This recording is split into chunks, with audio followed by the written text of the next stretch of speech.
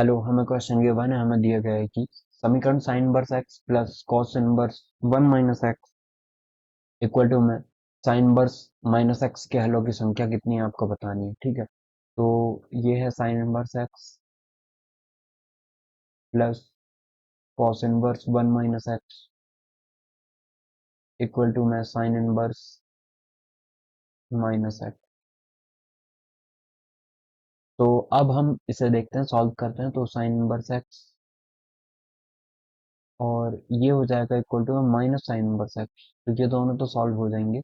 और प्लस में यहाँ पे रख देते हैं हम cos inverse one minus x.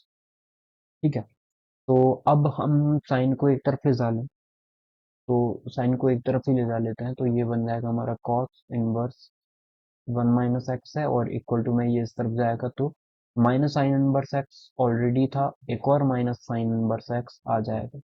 तो ये हो गया है माइनस का टू साइन इनवर्स एक्स। ठीक है, और ये है cos inverse one minus x. अब हमें इसे रिलेट करना पड़ेगा, तो रिलेट तो ऐसे कर नहीं सकते। तो एक काम करते हैं, one minus x equal to में ये कितना हो जाएगा, cos inverse minus two sine inverse x हो जाएगा। ठीक है, तो अब भी हम कंपेयर नहीं कर सकते जब तक ये इक्वल टू में ये भी कॉस इनवर्स वाली टर्म होती, ये भी कॉस इनवर्स, तो रिलेट कर लेते।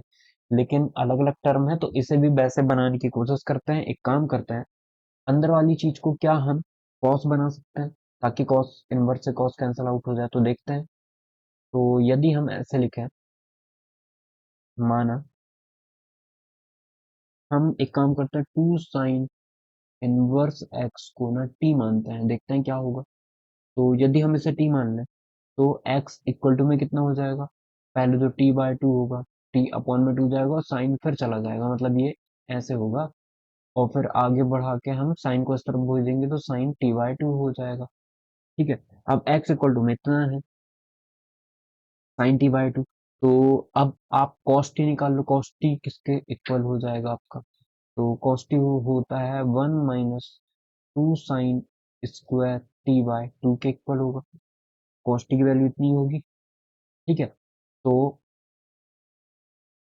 कॉस टी की वैल्यू कितनी हो जाएगी, कॉस टी इक्वल टू हो जाएगा वन माइनस में two sine square t by two, ये कॉस टी हो गया है। ठीक है, ये इनवर्स नहीं होगा, कॉस इनवर्स इस तरफ जाके तो कॉस बनेगा ना, ये कॉस बनेगा। ठीक है, कॉस होगा। अब अंदर वाली चीज को भी हम रिलेट करने के लिए एक्स के टर्म में ले आए, तो इसलिए हम ऐसा कर रहे हैं।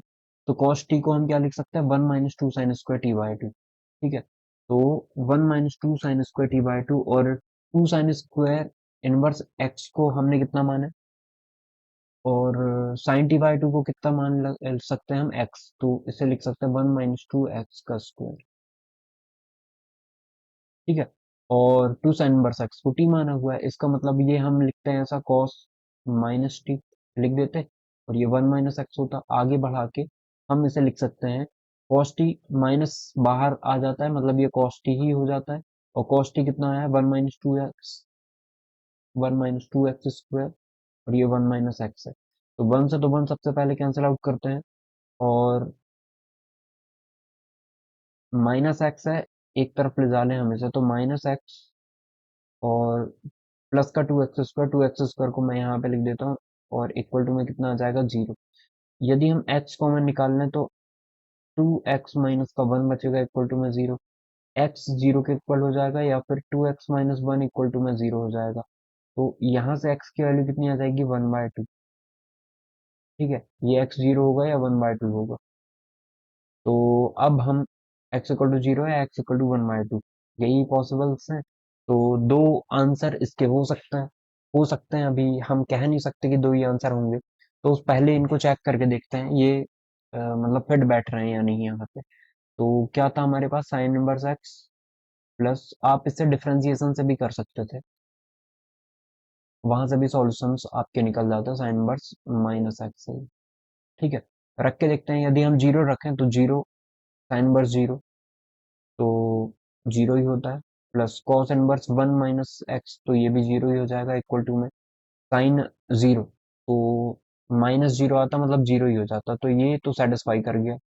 ओके, आई होप आपको ये समझ में आ रहा होगा। हमने जीरो रखा है, तो साइन इनवर्स जीरो कितना होता है, मतलब हम बोलेंगे जीरो किस पे हो जाता है, ये तो जीरो पे ही होता है, तो 0 डिग्री आ गया। अब ये कॉस इनवर्स 1 - x, ये किस पे जीरो होता है, मतलब 1 किस पे हो जाता है, क्योंकि 1 - 0 1 आएगा, कॉस इनवर्स 1, कॉस 0 पे 1 होता है तो 0 आ जाता। वैसे यहाँ पे 0 आ गया, तो ये सेटिस्फाई कर गया। मतलब एक सॉल्यूशन तो कंफर्म हो गया। अब दूसरा सॉल्यूशन और देखते हैं, यदि वो भी हो गया तो ये करेक्ट हो जाएगा, नहीं हुआ तो ये करेक्ट हो जाएगा। दो से अधिक तो हो नहीं सकते, और कोई नहीं करता तो 0 हो जाता। तो अब हम 1/2 रख के देखते हैं, तो sine inverse 1/2 plus cos inverse 1 - 1/2 equal to में साइन इनवर्स 1/2 -1। चेक करते हैं, साइन इनवर्स 1/2 किस पे होता है, 30 डिग्री पे, तो π/6 आ जाता है। ये कितना आता है 1/2, मतलब ये 1/2 कब होता है, ये होता है π/3 पे, 60 पे हो जाता है। और ये 1/2 -1/2 कब होता है ये,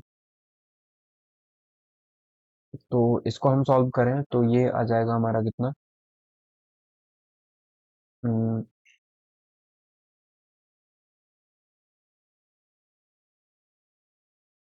ये हो जाएगी वैल्यू, साइन इनवर्स -1/2 है ना। इसको पहले सॉल्व कर लेते हैं, ये एलसीएम आ जाएगा, तो पाई +2 पाई होगा। तो ये बन जाएगा हमारा 3 π/6। ये कितना बन गया है, 3 π/6। ठीक है, तो अब हम